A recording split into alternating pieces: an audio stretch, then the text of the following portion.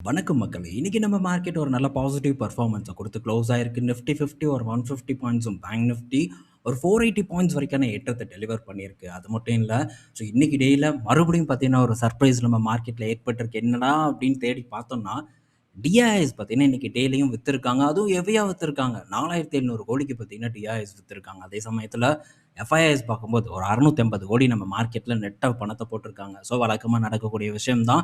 ஆனா, கொஞ்சம் அக்ரெசிவா டிஐஎஸ் விக்கிற மாரி தான் நமக்கு இப்ப வந்து தெரியுது. தொடர்ந்து டிஐஎஸ் விப்பாங்களா? இல்ல எஃப்ஐஐஎஸ் வாங்குவாங்களாங்கிறத பொறுத்திருந்து வந்து பார்ப்போம். பட் எது எப்படியோ மார்க்கெட் பார்க்கும்போது நல்ல ஒரு பெர்ஃபார்மன்ஸ குடுத்துட்டு இருப்பதே ஒரு மகிழ்ச்சியான ஒரு விஷயமா தான் பார்க்கப்படுது.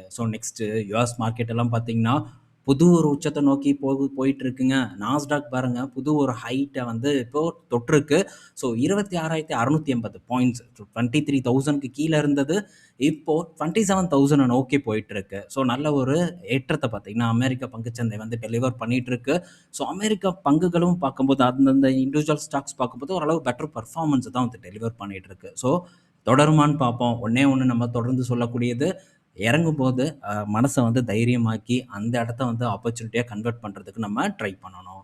இன்னைக்கு டேல பல அப்டேட் இருக்கு. டக்கு டக்குன்னு வந்து நம்ம பார்த்துருவோம். ஃபர்ஸ்ட்டு நம்ம பார்க்க போறது, ஐடிசி தொடர்ந்து பார்த்தீங்கன்னா, சில நாட்களா ஏற்றத்த குடுத்துட்டு இருக்கு. ஆனா, இன்னைக்கு ஒரு டிசப்பாயிண்ட்ட நமக்கு வந்து குடுத்துருக்கு. இன்னைக்கு இந்த சிகரெட் பங்குகளோட பெர்ஃபார்மன்ஸ் என்ன அப்படிங்கிறத பார்த்திருப்பீங்க. ஆனா, ஐடிசில அந்த அளவுக்கு ஒரு பெர்ஃபார்மன்ஸ் வந்து இல்ல. வெறும் 1% வரைக்கான ஏற்றத்த தான் குடுத்துருக்கு. ஆனா, அதே சமயத்தில இந்த காட்ஃப்ரை பிலிப்ஸ் பார்க்கும்போது இன்னைக்கு டேல ஒரு 5% வரைக்கான ஏற்றத்த குடுத்திருந்தது. மத்தியானம் நான் பார்த்திருந்தேன். எண்ட் ஆஃப் த டேல ஒரு 4% வரைக்கான ஏற்றத்த குடுத்து இன்னைக்கு டேல க்ளோஸ் ஆயிருக்கு. அடுத்தது விஎஸ்டி இண்டஸ்ட்ரீஸ் பார்க்கும்போது இன்னைக்கு டேல சூப்பர் பெர்ஃபார்மன்ஸ். என்ன ரீசன்னு பார்த்தா, ரிசல்ட் நல்லா இருக்கு அப்படின்னு வந்து சொல்றாங்க. பட் ரிசல்ட்ல சில அதர் இன்கம் அதெல்லாம் வந்து இருக்கு. அதெல்லாம் காட்டி தான் இந்த அளவுக்கான ஒரு ஏற்றம் வந்து இந்த விஎஸ்டி இண்டஸ்ட்ரீஸ்ல வந்து அது உங்களுடைய ப்ராஃபிட்ல வந்து ஏற்பட்டிருக்கு. அதை இன்னும் கொஞ்சம் நான் டீட்டெயில்டா வந்து செக் பண்ணணும். டெஃபினட்டா வந்து செக் பண்ணிட்டு அந்த அப்டேட்ட உங்க கூட நான் ஷேர் பண்றேன். ஆனா இப்போதைக்கு சிகரெட் பங்குகள் இன்னைக்கு நல்ல ஒரு பெர்ஃபார்மன்ஸ குடுத்தாலும் சரி, அதே மாரி எஃப்எம்சிஜி பங்குகளும் நல்ல பெர்ஃபார்மன்ஸ குடுத்திருக்கு. பட் எஃப்எம்சிஜி அண்ட் சிகரெட் 2யுமே உள்ளடக்குன ஐடிசி கிட்ட அந்த அளவுக்கு பெர்ஃபார்மன்ஸ் இல்ல. ஆல்ரெடி நம்ம ஒரு ஆர்டிக்கல் போட்டிருந்தோம். வால்யூம் பார்த்தீங்கன்னா, கொஞ்சம் டிக்ளைன் ஆயிருக்கும். ஒரு 3% வரைக்கும் அப்படிங்கிற ஒரு விஷயத்த பத்தி நம்ம டிஸ்கஸ் பண்ணியிருந்தோம். மேபி அது கூட ஒரு காரணமா இருக்கலாம். பட் அந்த மாரி ஆ இன்னும் அது ஒரு ஒரு அமைப்போட ஒரு அப்டேட் தான். எப்படி வருது ரிசல்ட்ல நம்ம பொறுத்திருந்து வந்து பார்ப்போம். ஏன்னா சின்ன சிகரெட் பக்கம் அவங்க வால்யூம் வந்து ட்ராப் ஆகக்கூடாதுன்ட்டு அப்படி ஷிஃப்ட் ஆகுறாங்க. அதனால சிகரெட் வால்யூம் க்ரோ ஆகும்னு நான் எக்ஸ்பெக்ட் பண்றேன். ஆனா மார்ஜின் அந்த அளவுக்கு கிடைக்குமாங்கிறது தான் ஒரு சந்தேகமா இருக்கு. வெயிட் பண்ணி பார்ப்போம். ரிசல்ட் அப்ப இத பற்றி இன்னும் டிஸ்கஸ் பண்ணுவோம்.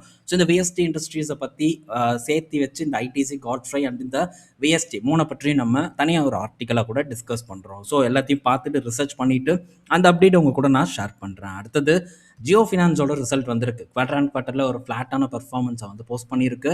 இயர் ஆன் இயர்ல ஒரு 14% வந்து டிக்ளைன் ஆயிருக்கு. 272 கோடி இந்த காலாண்டுல ப்ராஃபிட்டா போஸ்ட் பண்ணியிருக்கான். போன வருடம் இதே காலாண்டுல 316 கோடி ப்ராஃபிட் பார்த்தீங்கன்னா போஸ்ட் பண்ணியிருக்கான்.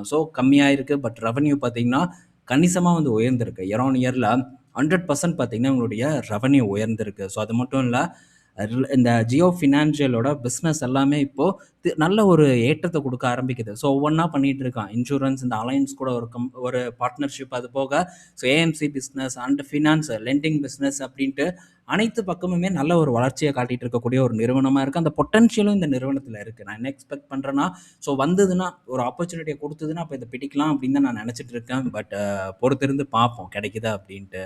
அடுத்தது ஏஞ்சல் லோனோட ரிசல்ட் வந்திருக்கு. ஏஞ்சல் லோனோட இந்த காலாண்டு பெர்ஃபார்மன்ஸ் ஒரு நல்ல காலாண்டா இருக்கு. ரெவென்யூ 38% க்ரோவ் ஆயிருக்கு. ப்ராஃபிட் 83% க்ரோவ் ஆயிருக்கு. நல்ல ஒரு பெர்ஃபார்மன்ஸ் இன்னைக்கு டேல 10% வரைக்கான ஒரு ஏற்றத்த ஏஞ்சல் லோன் பார்த்தீங்கன்னா டெலிவர் பண்ணியிருக்கு. அது போக 1,500 கோடி ஃபண்ட் ரைஸ் பண்ண போறதா சொல்லியிருக்காங்க. இன்னொரு ஒரு முக்கியமான விஷயம், என்னதான் இன்னைக்கு பங்கு ஏறி இருந்தாலும் சரி, லாபம் நல்லா பண்ணியிருந்தாலும் சரி, இந்த நிறுவனம் அடுத்த காலாண்டுல கொஞ்சம் ஸ்ட்ரகிள் ஆகுறதுக்கான வாய்ப்பு இருக்கு. அவங்களே சொல்லியிருக்காங்க. என்ன ரீசன் சொல்லியிருக்காங்கன்னா, இப்போ ஐபிஎல்ல வந்து அவங்க ஸ்பெண்ட் பண்ணிட்டு இருக்காங்க அட்வர்டைஸ்மெண்ட்டுக்கு. அதோட காஸ்ட்டு, அதுக்கப்புறம் சேலரி இன்கிரிமெண்ட்டோட காஸ்ட்டு, இன்னும் சில காஸ்ட் இதெல்லாம் சேர்த்தி எங்களுக்கு அடுத்த காலாண்டுல மார்ஜின் இம்பேக்ட் ஆகும், ப்ராஃபிட் வந்து டிக்ளைன் ஆகும் அப்படின்ட்டு நிறுவனம் சொல்லியிருக்காங்க. இது இன்னைக்கு பாதிக்கலனாலும், வரக்கூடிய நாட்கள்ல ஒரு நாள் பங்கு சரிஞ்சதுன்னா, இந்த காரணத்த முன்வைக்கிறதுக்கான வாய்ப்பு அதிகமா இருக்குன்னு நான் நினைக்கிறேன். அடுத்தது ஸோ ட்ரெண்ட் கிட்ட இருந்து ஒரு அப்டேட் வந்திருக்கு. என்னன்னா, ட்ரெண்ட் இப்போ வந்து போனஸ் இஷ்யூ பண்ண போறதா ஒரு அனௌன்ஸ்மெண்ட்ட குடுத்துருக்காங்க. ஏப்ரல் 22ஆம் தேதி. ஸோ இப்ப ரிசல்ட் அப்ப இவங்க வந்து இவங்களுடைய போனஸ் இஷ்யூ பத்தி வந்து சொல்லுவாங்கன்னு நான் நெனைக்கிறேன்.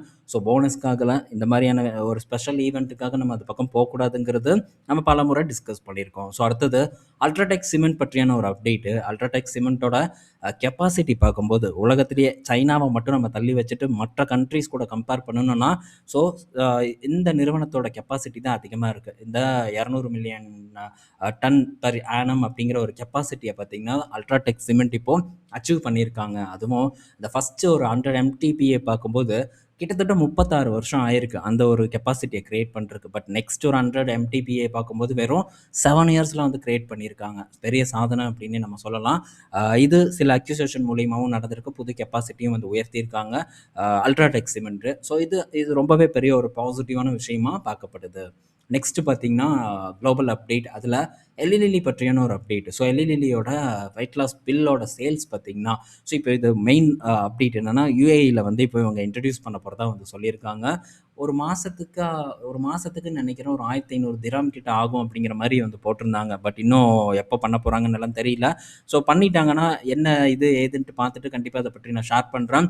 ஸோ அடுத்தது இப்போ யுஎஸ்ல லான்ச் பண்ணி 1 வாரம் முடிஞ்சிருச்சு. இந்த 1 வாரத்துல கிட்டத்தட்ட 3000 சாரி 1300 பிரிஸ்கிரிப்ஷன் பார்த்தீங்கன்னா, ஃபவுண்டாயா வந்து கொடுக்கப்பட்டிருக்கு. 1300 டைம்ஸ் பார்த்தீங்கன்னா கொடுக்கப்பட்டிருக்கு. ஆனா, இது நோவா கூட கம்பேர் பண்ணும்போது பாதிக்கு பாதி கம்மி. ஏன்னா, நோவா பார்க்கும்போது 3000க்கும் மேல 3100 கிட்ட ஃபர்ஸ்ட்டு ஒரு 4 டேஸ்ல பார்த்தீங்கன்னா, 3000 டைம்ஸ்க்கு மேல பிரிஸ்கிரைப் பண்ணப்பட்டிருக்கு. ஸோ, ஸ்டில் நோவா நார்டிஸ்க் இந்த இடத்துல லீட் பண்ணிட்டு வந்துட்டு இருக்காங்க.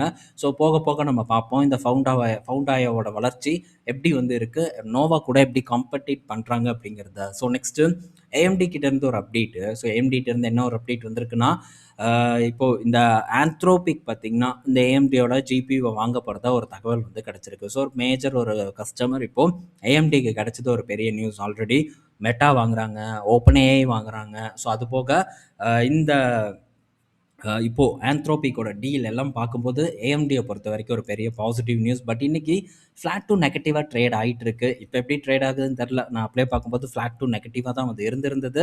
ஸோ பார்ப்போம் எப்படி வந்து பர்ஃபார்ம் பண்ண போகுதுன்ட்டு. பட் இந்த சைடு இன்டெல் பார்க்கும்போது தொடர்ந்து ஏற்றத்தை கொடுத்துட்டு இருக்கு. ஸோ சைலண்ட்டாக அங்கே பல விஷயங்கள் நடந்துட்டு இருக்கு. ஃபவுண்ட்ரி சைடில் ஒரு பெரிய மாற்றத்தை கொண்டு வருவதற்கு இருக்காங்க. இன்னொரு பக்கம் டிஎஸ்எம்சி இந்த மாதிரியெல்லாம் பண்ண முடியாது அப்படின்னும் அவங்க ஒரு பக்கம் வந்து சொல்லிட்டு இருக்காங்க. ஸோ ஃபவுண்ட்ரி பிஸ்னஸ் அவ்வளோ பெரிய ஒரு சாதாரண பிஸ்னஸ் இல்லை, ரொம்ப கடினமானது அப்படி இப்படின்ட்டு அவங்க ஒரு பக்கம் பில்டப் கொடுத்துட்டு இருக்காங்க. ஸோ என்ன நடக்குதுங்கிறத நம்ம பொறுத்து இருந்து பார்ப்போம். சிப் பொறுத்த வரைக்கும், ஜிபியு பொறுத்த வரைக்கும் பெரிய போட்டி மார்க்கெட்டில் ஏற்படும். ஆனால் ஸோ இந்த ஃபவுண்ட்ரி பொறுத்த வரைக்கும் டிஎஸ்எம்சி எல்லாம் இப்போ ஓவர் கெப்பாசிட்டியில் ஓடிட்டு இருக்கு. அவங்களால ஹேண்டில் பண்ண முடியல. ஸோ கண்டிப்பாக இன்னும் நிறைய கஸ்டம் சிப்ஸ் வரும்போது இன்டெலுக்கான ஆர்டர்ஸ் வந்து குவியும் அப்படிங்கிறதுல மாற்று கருத்தே இல்ல. பட் இது நடக்கிறதுக்கான காலம் எவ்வளோ எடுக்கும்னு எனக்கு தெரியாது. நான் எக்ஸ்பெக்ட் பண்றது அடுத்த வருடம் தான். அடுத்த வருடத்துல மேஜர் டீல் எல்லாம் வந்து வின் பண்ணுவாங்கன்ட்டு. பட் சைலன்ட்டா இப்ப கூட நடக்கலாம். சும்மாலாம் வந்து இந்த இன்டெல்ல வந்து ஏத்திட்டு இருக்க மாட்டாங்க. இன்னைக்கு $70 வந்து ரீச் பண்ணிருச்சு. ஸோ பின்னாடி பேக்ல ஒரு ஒரு ஸ்ட்ராங்கான ஒரு ரீசன் இருக்கும் அப்படின்னு தான் நான் எக்ஸ்பெக்ட் பண்றேன். பட் பொறுத்திருந்து நம்ம பார்ப்போம். ஸோ இந்த வீடியோல பல இன்ஃபர்மேஷன் நம்ம டிஸ்கஸ் பண்ணியிருப்போம். எல்லாமே பயனுள்ளதா இருக்கும்னு நான் நினைக்கிறேன். பயனுள்ளதா இருந்ததுன்னா மறக்காம நம்ம சேனலை லைக் பண்ணுங்க நண்பர்களே. ஸோ ஏன்னா அப்படி பண்ணும்போது தான் இன்னும் கொஞ்சம் நல்ல ஒரு பூஸ்ட் வந்து நமக்கு கிடைக்கும். ஸோ எந்த அளவுக்கு உங்களுக்கு ஒரு ஒரு இது யூஸ்ஃபுல்லாக இருந்திருக்குங்கிறதும் அதை பார்க்கும்போது எனக்கும் தெரியும். ஸோ லைக் பார்க்கும்போது ஆஸ் யூஸ்வல் ஒரு சந்தோஷம் கிடைக்கும். அதே மாதிரி புதுசாக வர நண்பர்களுக்கும் பயனுள்ளதாக இருந்ததுன்னா சப்ஸ்கிரைப் பண்ணுங்கள். அடுத்த வீடியோவில் நம்ம நாளைக்கு மீட் பண்ணுவோம். பாய் மக்களே.